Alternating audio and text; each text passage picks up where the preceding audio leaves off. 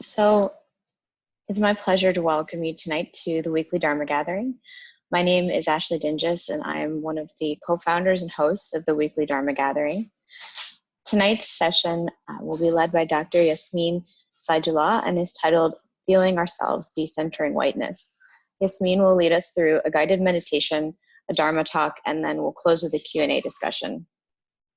As you can see, tonight's session is being recorded, so if you don't want to be seen, you can just turn off your camera feature, and please do keep yourself muted while our teacher is leading us and while we're meditating. If you would like to ask a question, you can turn on your camera and unmute yourself, and we'll be able to see you and hear from you. And the recording of our talk tonight will be accessed within 48 hours on your purchased products page on the Vimeo account. So you'll log in and you'll also receive an email notification from us once that is posted. So it is my pleasure to now introduce our teacher.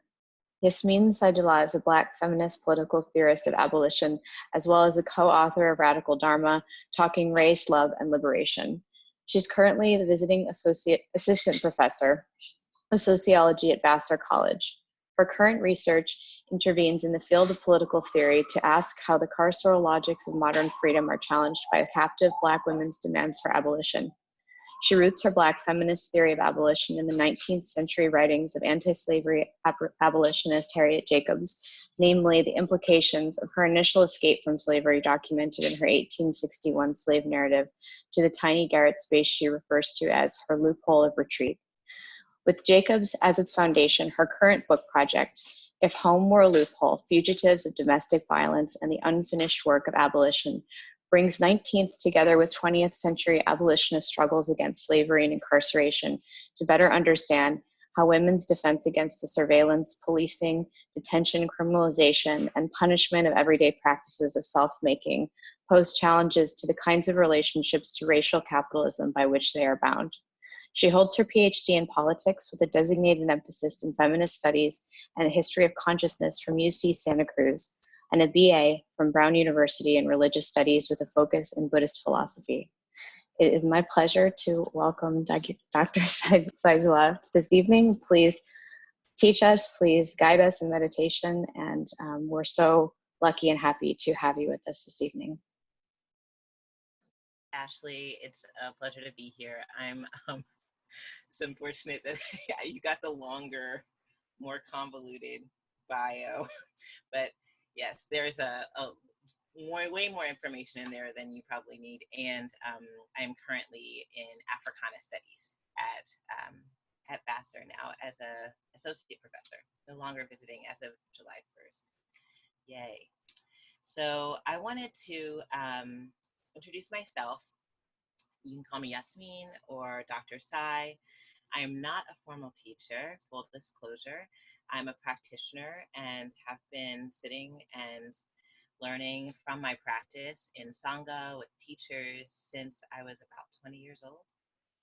And I was excited about sharing with you a conversation about feeling ourselves and decentering whiteness, mostly because it's something I need to aspire to, not because it's something I'm an expert in. And it's something I'm trying to work through and hold for myself as a practice. So before we start the meditation, I just want to give you a little bit of context for where this practice came from. I have been sitting for about 20 or so years on and off, mostly in the Zen tradition. And my kind of come to the cushion moment, if you will, happened in college. And it was a period of time in which my own relationship to white supremacy was somewhat conscious in a conceptual way. I knew it was a problem, but I didn't understand how it was living in my body until, as I wrote about in Radical Dharma, in that first essay, Abolishing Whiteness, I had been sitting and done some really great work with metta, loving kindness, and had surfaced for myself that there was a gap of groundedness in my own sense of self-love. And that was a good piece of information. But what I didn't realize, we have a very cranky she might be contributing to the Dharma talk too. What I didn't realize is how deeply that lack of sense of self-love permeated my core. And this one meditation on just any day, any Tuesday, I was sitting, I was still, it was particularly still, to the point where I could feel the kind of pores breathing with me, the pores of my flesh breathing with me. And in that stillness, I could feel my rage. And I couldn't even name it as such at the moment of its incarnation or me sensing it. But what I could sense was these shards of glass, like welling up from my belly and just vomiting these shards of glass into the practice hall. And I walked away from that sit feeling like I betrayed myself. And part of what that betrayal was rooted in is having spent at that point 20 years in this body and not having given myself the time of day, not having given myself the sense of attention and love and respect that I put outside to my friends, particularly white folks. As a habituated practice of being in relationship, and how longing, how lonely that core was because I had not been bringing attention to it. So that sit was just unguided. It was just a regular, just a regular unguided sit. And so that's my preference. But there came a time when I was introduced to another practice, when I found my teacher, and the Sangha that she led in North Oakland. And she introduced she introduced all of us to a practice of fearless warrior, lots of things, fearless warrior yoga, fearless warrior breathing, the fearless warrior vow. And the fearless warrior breathing has been working on me for the last 15 years since I've been practicing it. And it's the one that I bring into academic spaces, I bring it to talks, I bring it to the classroom, and that's the one that I want to share with you all. And it's one that has really helped me understand how much of a practice, not a perfect, as Reverend Angel says, feeling ourselves actually is.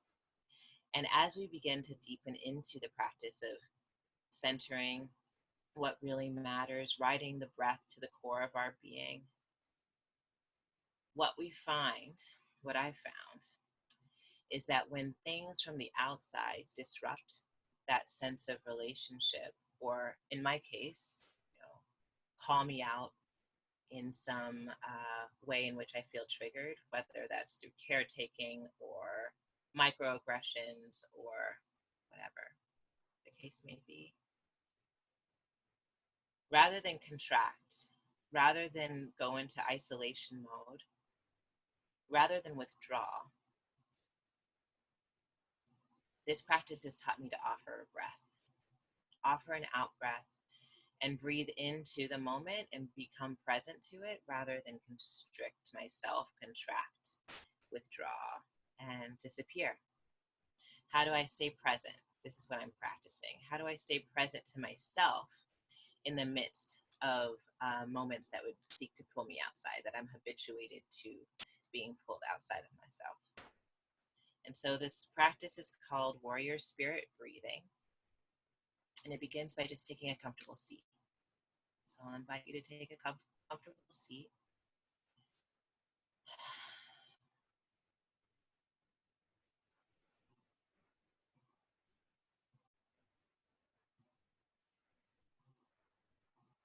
We're going to follow the breath. The inhale and the exhale. From the in-breath to the out-breath. And in this practice, we're going to bring the end of our in-breath as close as possible to the beginning of our out-breath, and close that gap with our attention and our awareness until your breath forms a continuous loop, like a ribbon, smooth, ongoing, closing the gap at the top of the breath, closing the gap at the bottom of the breath.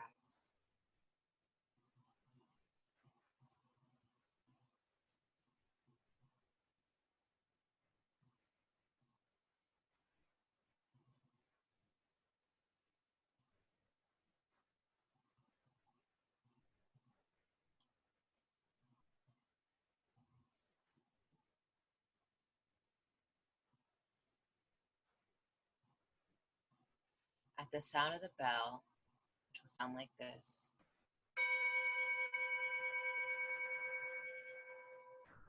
no matter where you are in the course of your loop,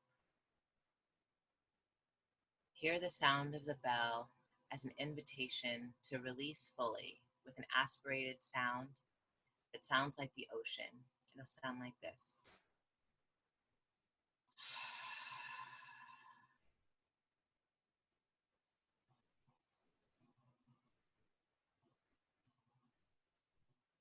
So at the sound of the bell, you'll invite an out breath and release fully the air in your lungs. And when it's completely exhaled, it's completely offered, you can allow the in-breath until the sound of the bell comes again. When the bell rings twice, we'll close by bringing our palms together, or whatever closing you'd like to practice. So we'll begin with the sound of the bell and the offering of an out breath.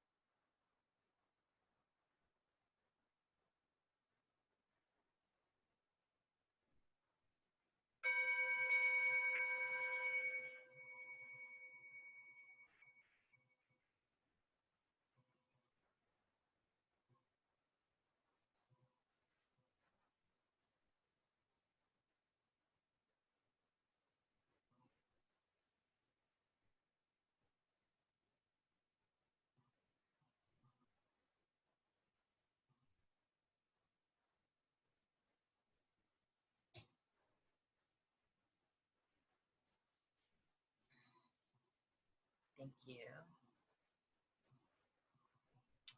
I'm gonna ask you if you feel so moved to offer any reflections of things you notice. You know, unmute yourself and just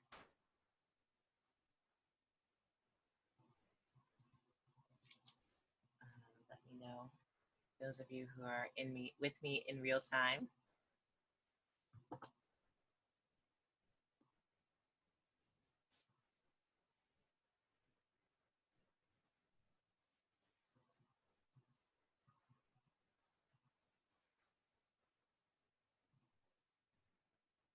Anything you noticed in your body, about your breath, the patterns of your mind.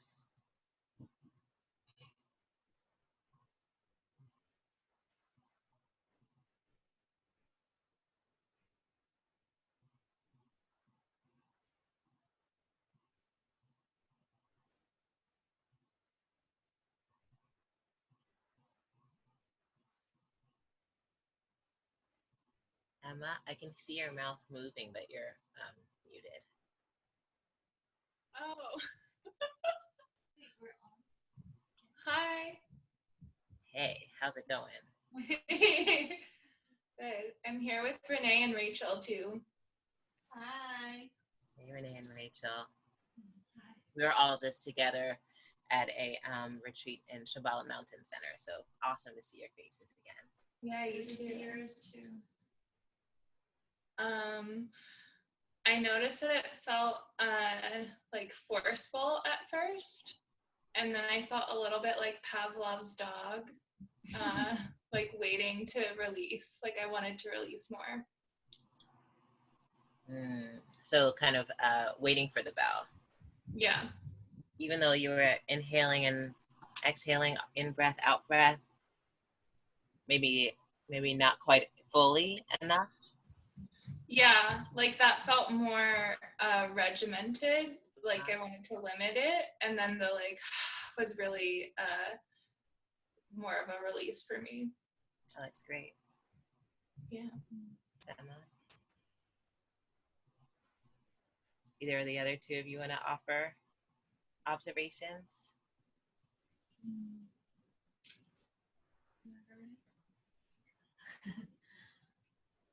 I noticed I think I was kind of controlling my breathing too much, which has been happening for me all day.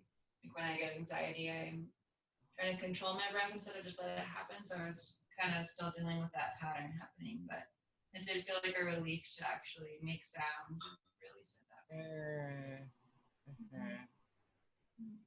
Yeah, controlled breath can be kind of hard for me too. I like feel like I get too controlling over it, and but I feel a similar way. Like waiting for that release was helpful. Mm-hmm. That's great. Thank you all. Thank you. Thank you. Anyone else want to offer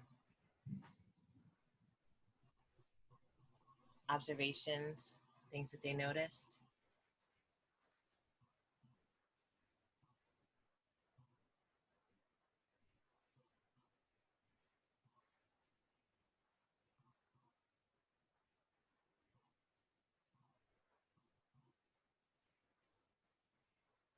I really appreciate this practice because it pulls me into relationship with the patterns that I hold with my breath and the ways that I disappear myself from my own experience of my body.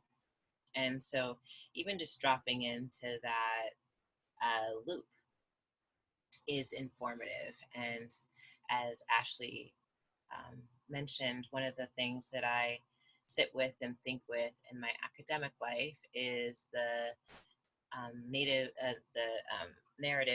slave narrative of Harriet Jacobs' Incidents in the Life of a Slave Girl. It was written in 1861. And in it, she talks about the loophole of retreat and what does it mean to inhabit this space of retreat as a space of self-defense. She hides in a tiny little attic space on the plantation in which she's enslaved as a way to abscond from her master, her slave master, who wants her to be his sexual companion. And she's had 2 children by someone else and knows that because of the slave codes, she has no right to those children. And so they can be taken away from her at any time. But if she is away and she is an object of desire for her master, then potentially he won't sell them in an effort to in hopes that she'll return. So she hides far enough away from him to keep herself safe, but close enough to her children to be able to maintain relationship with them and watch them grow up. She calls the space that she hides the garret space that is no more than 7 by 9 by 3 feet large. She calls this space the retreat, the loophole of retreat. And this loophole of retreat is her way of disrupting the loop of violence that she is subjected to through slavery. And so when I'm working with this particular practice, I'm constantly thinking about, how do we disrupt? How does this practice of disruption that comes from the bell, the disruption of the loop of our in-breath and our out-breath, become instruction for how to find the loopholes in the loops, the habituated practices, the ways that we relate to the world, the ways that we make ourselves contort to the confines that we find ourselves in. And those loopholes often come in the form of things from the outside that pull our attention, whether it's our triggers, whether it's our patterns, whether it's constricting and control, or like I said, for me, caretaking or microaggressions. Any of these things can pull me out of my kind of habituated way of inhabiting the space of my body, the space of my feeling self. But because our culture is so entrenched in this habituation towards turning away from feeling rather than turning towards feeling, what we do is turn towards the thing that's distracting us rather than feel how it's impacting us. And one of the things that I've been trying to sit with is, how do I not fix whiteness? How do I not fix the external forces of interlapping structures of oppression that impact my life? But how do I actually feel where they impact me, and how do I shift that impact so that I can create more room, so I can be more present, so I can bring my whole self to actually trying to do something of use in that moment rather than just being reactive. And so I wanted to offer some Dharma teachings. Radical Dharma is a lineage full of teachers that come from all kinds of spaces, one of which is the Black liberation struggle and Black art. And so I've been working a lot with Audre Lorde, and Audre Lorde's uses of the erotic. And she writes, the very first sentence is that there are many kinds of power, used and unused, acknowledged and otherwise. And I love that opening because it helps me remember that the power of feeling myself is a power very, very much ignored in the battle against white supremacy, against patriarchy, against all forms of social injustice. That there's a power situated in ourselves to sense when things are not right, to know what it is we need, and to have the strength and awareness to ask for that. She goes on to explain that the very word erotic comes from the Greek word eros, the personification of love in all its aspects, born of chaos and personifying creative power and harmony. Audre Lorde says, when I speak of the erotic, then I speak of it as an assertion of the life force of women, of that creative energy empowered, the knowledge and use we are now reclaiming in our language, our history, our dancing, our loving, our work, and our lives. This notion that there could be power in the erotic, power in the core of our being able to both offer breath and take breath in, riding it down to the core of ourselves and centering in what really matters, is so disruptive to the external powers of white supremacy, of patriarchy, of disappearing ourselves, of becoming small.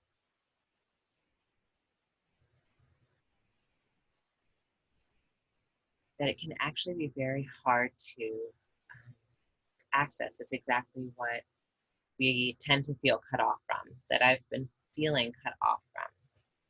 And the breath and that sound, writing that sound to the core has been a really healing way to come back into myself and to feel myself despite the kind of white noise, literally the white noise of everything that surrounds me.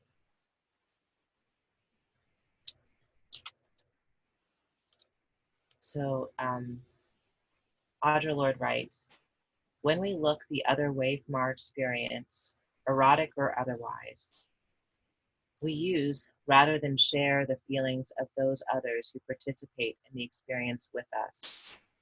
And use without consent of the use is abuse. One of the things that I've been sitting with all summer with Reverend Angel in these Radical Dharma encounters is one of the big four lessons that she is kind of drilling home this summer, is that we must disrupt, we must dismantle white supremacy, and we must love fearlessly, love publicly across lines of difference. But before we can do all those things, the first one that we have to do is disarm. And I think what I resonate with in this Audre Lorde piece is this notion of looking away. When we look away from our own feelings and look towards the object that is kind of triggered us, we are picking up that instrument as our own, rather than understanding how it's impacting us. And learning how to put it down takes practice, because we don't even realize what we've picked up.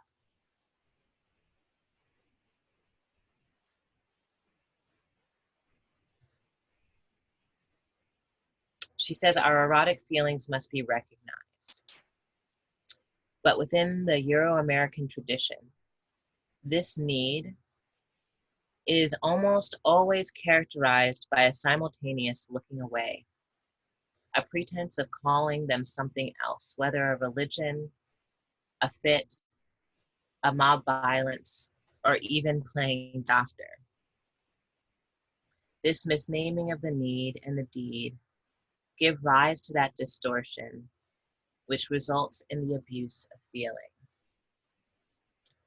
If there's anything that I've learned from this summer of sitting in community and conversation with people across the country and in Canada about what it means to center race, love, and liberation, this complete Dharma, this radical Dharma, is that whiteness is cutting us off from ourselves, whatever skin we're in, whatever body we inhabit, whatever ancestors we have at our back.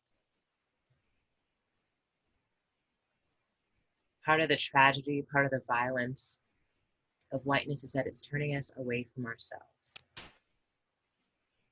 And so I like to use that practice of the fearless warrior breathing to bring me back to myself, to use that invitation of the bell to come back and settle in to feeling myself rather than feeling the pressure from the outside of oppression, of white supremacy, of erasure, of transphobia, of homophobia.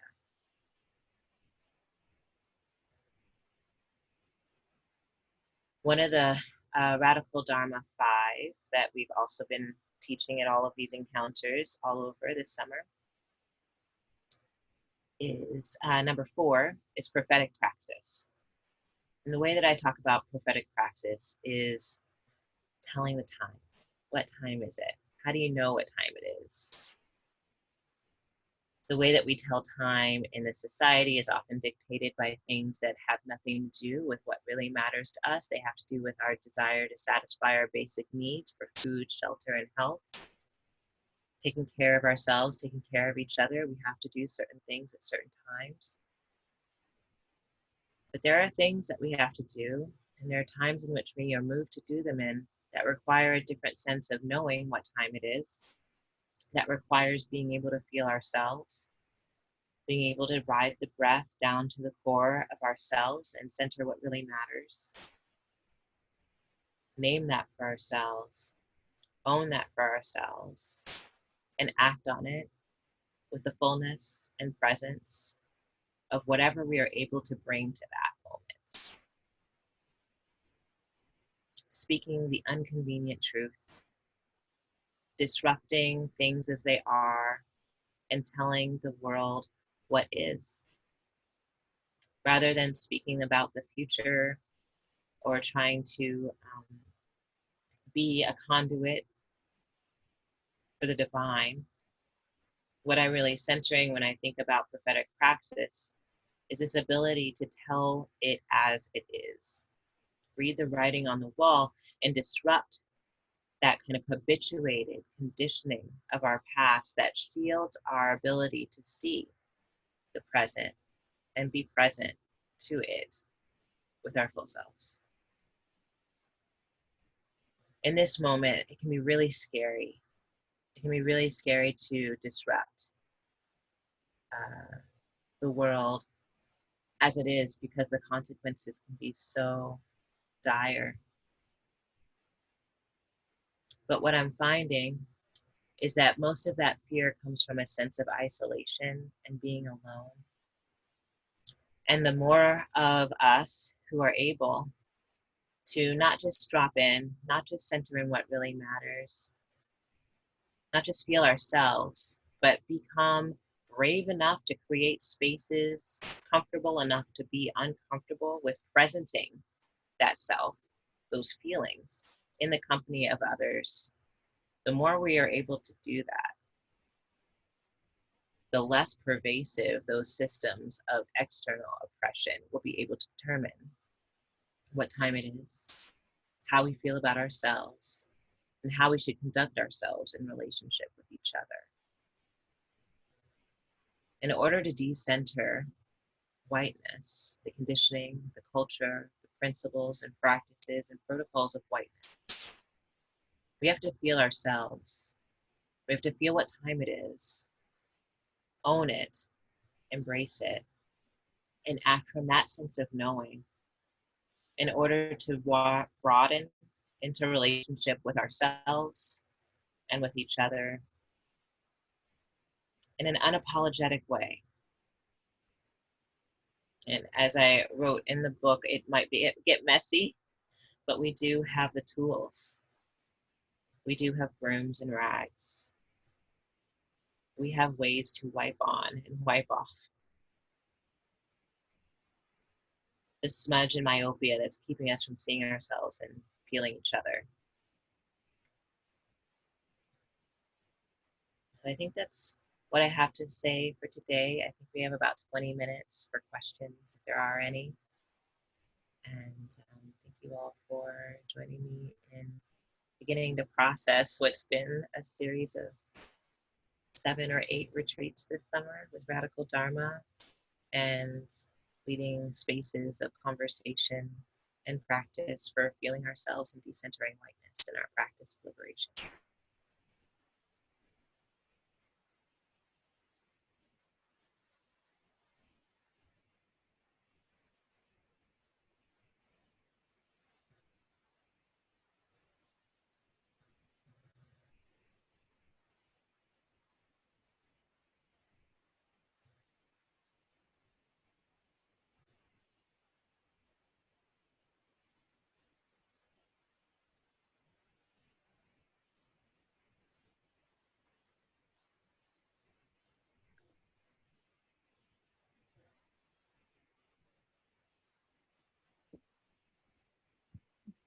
Ooh, yeah.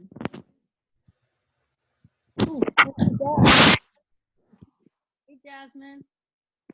Hi, Claudia. I'm in the dark. Hold on. Go somewhere you can see me. There we go. Hello. Hi. Hey, good to see you. Great to see you too. I just resonated with what you talked about a lot.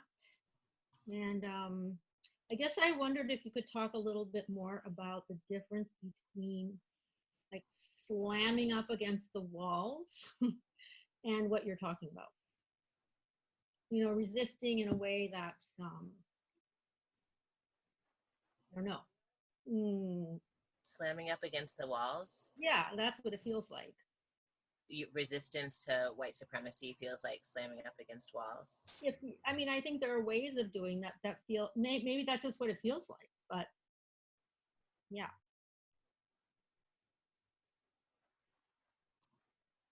Is that not making sense? Maybe a little bit more.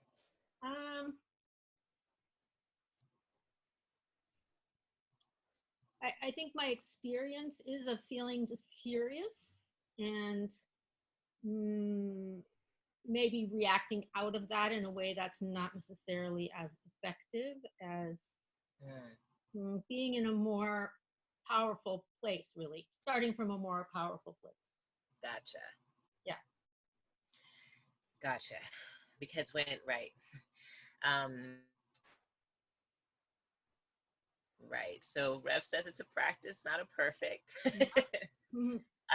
I've definitely had to learn from my mistakes as much as I'm learning from my practice.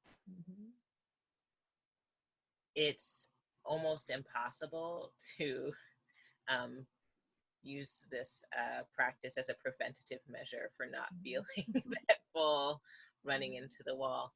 And so actually part of what I'm trying to, so for me, I noticed that I haven't even felt myself running into the wall, right? I'm so acculturated, I'm so assimilated to the thing that it can be blowing me over. And I'll be like, oh no, this is fine. Come on, more and more. I'm great. I'm fine. I'm totally grounded. It'll be all right. Meanwhile, I'm freaking out on the inside. So for me, I need to work on dropping out of my head and into my body. I just got this from another in another instance from one of our participants, Bill, as we were driving back from Shambhala Mountain Center just this past week. But I think because I have so many tools for solving the problem, for understanding the problem of white supremacy that are intellectualized and in my head, I do in those moments of encounter believe that I can, or have been habituated to believing, that I can shoulder the burden of that impact with my intellect. And I leave, in doing so, I leave my body behind, and my body has all the information I could ever need to know, actually, this one, you're not going to win. So maybe back off, come at it from another angle, get people with you. You don't have to take it on your own. See the exit routes. Like you don't have to kind of tunnel. I kind of get this like tunnel vision because it is such a intensely repulsive and complex and intriguing problem that exists right in front of me, that I can just forget that I have tools for taking care of myself and want to go in and dismantle it rather and forget that I exist. And so I feel like that might be part of, for me, what it feels like is the brick wall, is that my mind is going 60 miles an hour while my body is moving in slow motion. And so I can take my body much faster than I'm actually ready to go. And that can feel like a body slam. And so part of what I'm working with is decentering that external trigger and dropping into myself to see what it is I need in that moment, rather than try to dominate or win or abolish even or solve the problem of white supremacy in that moment. Offering the breath, releasing from that control and contraction is about trying to give myself more space to feel myself and to make more choices. Notice that I have more choices than intellectual combat. I think because as, you know, people of color, as women, our intelligence is often exactly what's being attacked.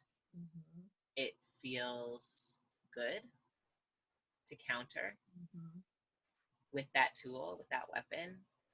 But I think this is what I'm really starting to understand about disarming, is that I can't defend myself with the very tool I'm being threatened with. And I have to notice what other tools I have available to me. And that does take a second of disrupting my own patterns, disrupting my own momentum, the locomotive of intellectual ferocity that will surely seek to win, but it will leave my body behind. And so I'm a little bit sad about that. It did seem like I would be able to get out of this wormhole with intellectualization, but I'm noticing that it is going to drag my body. And for so many of us who are in the academy, our physical health is part of what gets left behind in the pursuit of professional development and success. And so it's not only a disarming and disruption and deconstruction of the systems of control that seek to oppress us, but also those systems of control that seek to sustain us and uplift us and give us a platform. Those two. So I don't know if that's useful. I'll just say one thing. I think for me, it's more like about putting my heart out where it gets slammed. Like I'm expecting to be received, you know, and it just doesn't happen. So you're expecting to be. I'm expecting to be received somehow. That's right. Yes. Coming from a lot of privilege. Okay. Yeah. And that's not what I get. Yeah. I mean, it's sort of the other side, I guess. I don't know. You're seeking to be received by the other person? I think I'm just in a situation where I'm in a group. I don't want to take up too much time. I'm worried about that. No one's raised their hand, I don't think. Okay. Where I feel like I have something to offer that's like more gentle, more connected, more, I don't know, just that. And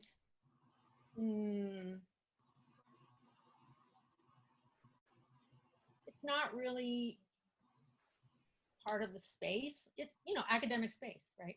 So they're just not supposed to do that there. And so it kind of falls flat.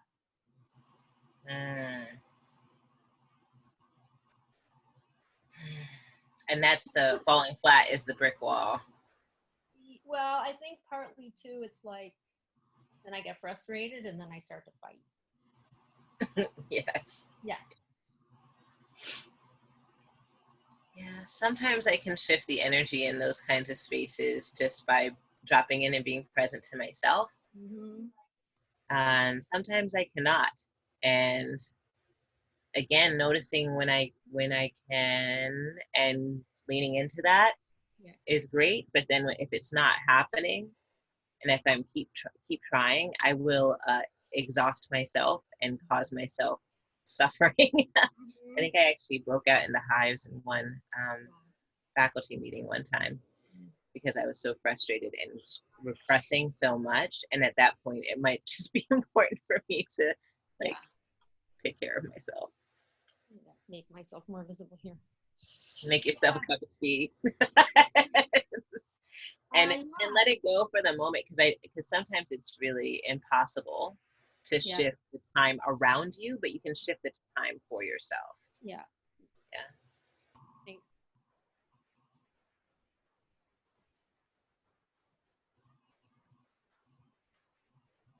Thank you for that question. Mhm. I love how honest you are. It's really important. Thanks. Really, I mean, it's huge, really. Hey, I think I did press the raise hand button. Oh, you did? Okay, cool. Hey, Cloud. Hey, good to hear what you have to share. Thank you. For joining. I was wondering about like the practice of the loop. Is like the main part of the practice like that loop, and then like when we're out in the world noticing when it gets when it stops, like that loophole, is that like kind of I think I've never really pictured the breath like that, so I'm like curious. Thanks for asking that question. So the way that I was taught it by Reverend Angel, the point is the whole thing, and that I don't know if she even calls it a loop, but I experience it as a loop. Mm-hmm. And so my interpretation is this loophole relationship because of the work that I've done with Harriet Jacobs. And, when I first started doing this practice, I would notice that I was anticipating the bell. Like, oh, I know she's going to do like a breath and a half, and then she's going to ring the bell. Or like I was trying to control the situation rather than just leaning into it. And that was maybe the first few years. And then as I've come back to it later on in my practice, I've just really felt, oh my goodness, it's all about like using that invitation of the bell, not as a disruption or something to be anticipated, but as something to train my reactions to, or train my reactions along with. So that when the bell sounds, instead of feeling like, oh, I got it right, or oh, I missed it, or oh, what am I supposed to do? Or like instead of going up into my brain, it's a way to ride the breath into my body. And I think, with any kind of disruption can be the bell, can be an analogy for the bell. And similarly, there's a lot of things that can kind of break us from our kind of habituated ways of embodying ourselves. Some of those disruptions can be conduits towards becoming more present, but some of them are not used that way. They're actually used to disappear ourselves or shut down or cut a part of ourselves off. And since that's happened many times, I'm aware of the fact that my practice needs to center using that disruption to come back in. Come back in as a, like always, like, oh, there's the bell. Come back in. Oh, somebody did something I didn't expect. Something didn't go the way that I wanted. I just stepped in a puddle and wasn't expecting it, metaphorically or otherwise, right? And instead of being just surprised or being like, I knew that was going to happen, that always happens, or whatever other story starts to play as soon as that bell rings, metaphorically or literally. What if I invite the disruption with an out breath and meet it instead of letting it lead me out of myself?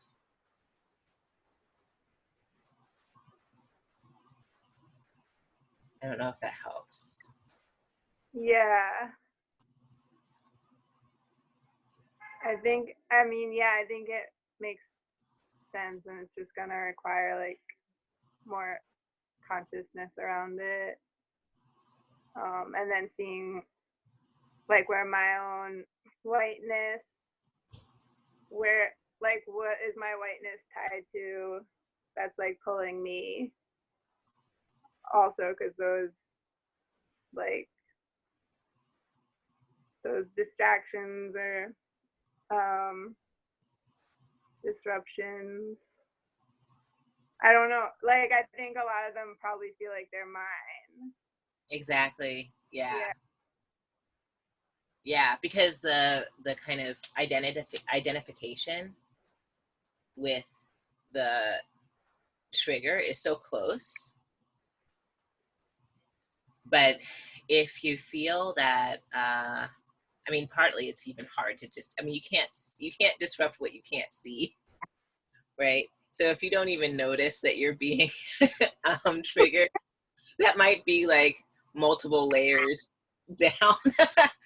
But it's more like if it's an obvious thing, it's like, oh, right? Even that desire to get it right, the desire to know when the bell, to be able to anticipate the bell and control my behavior in relationship to its encroaching the time that remains before it comes, is the tyranny of white supremacy. The desire to control, to know, that right, to get it right, lives in me because it was such a rite of passage. Like knowing, getting something right was such a way of being able to survive the environments and institutions and communities to which I belonged, and it was a way to belong better. But sometimes it's not about the kind of knowing that's about getting it right. Sometimes it's about the kind of knowing that's about welcome. That's like, oh, right, this is my pattern, and this is how I show up. This is how I've been habituated to show up. And I got it wrong this time, and I might get it wrong again.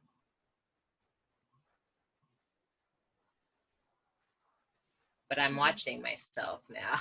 I'm paying attention, and I can learn from my process of observation rather than turning it into like an equation.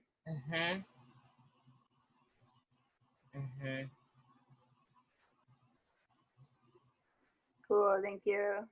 Thanks, Cloud. I appreciate your questions and presence.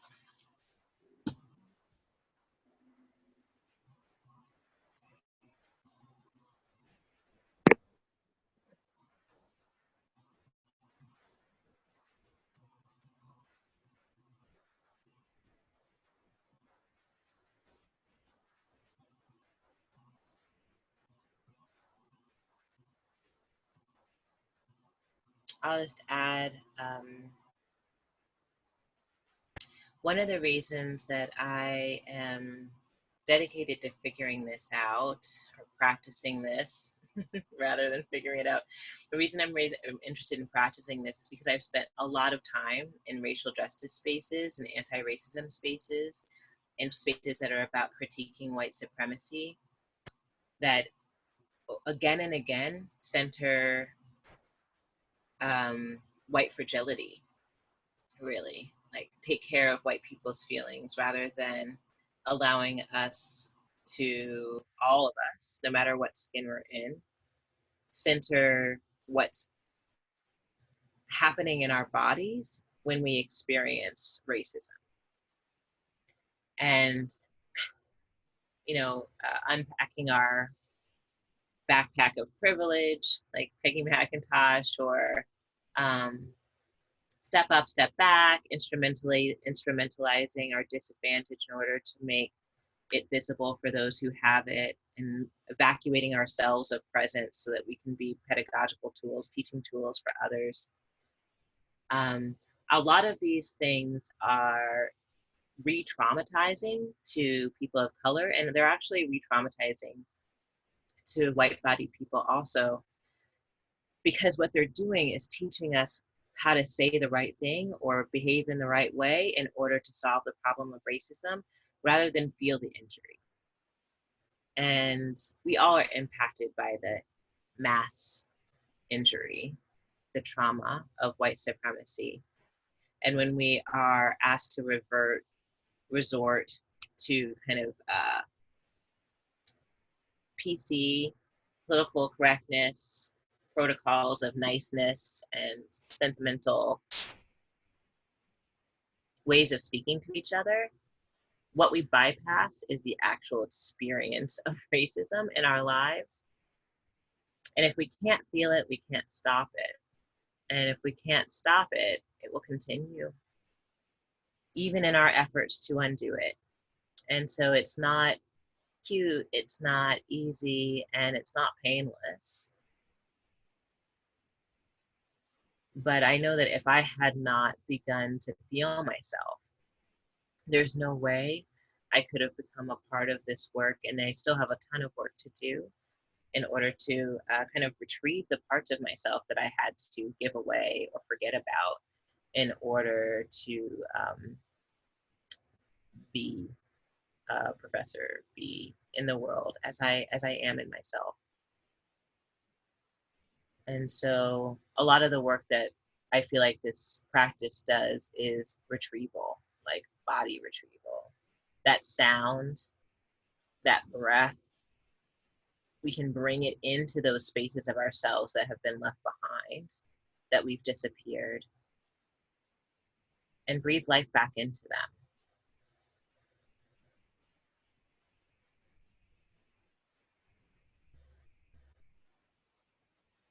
It might mean we're a little bit more angry at the end of the day, but it's better to be whole and angry, or whole and grieving, or whole and sad than only partially showing up.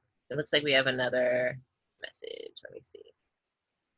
Oh, people had to jump out early, and they're saying thank you. All right, cool. Well, I think that's time. I don't know if we have any last questions.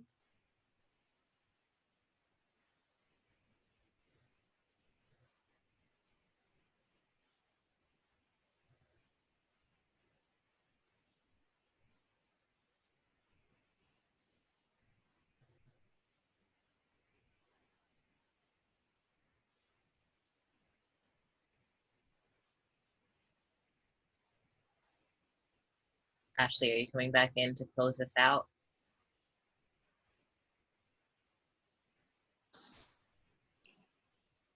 I'm back. I just didn't want to cut off any last questions if there were any, but thank you to everyone who participated this evening, and thank you so much, Jasmine, for this amazing talk. It's been such an honor to have you here with us, and you're just always one of my favorites to participate with online. I've done lots of cool live streams and things with you, so it's been an honor to be here tonight and be able to facilitate this talk.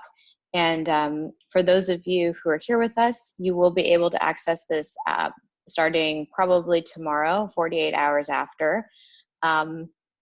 You can find it in your Vimeo account when you log in. You should be able to find it in your past programs.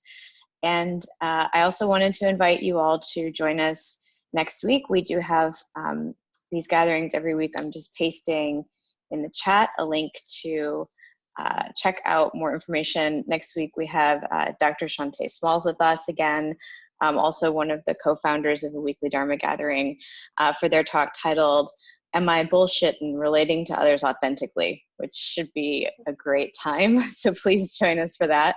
So you can click the link to get more details.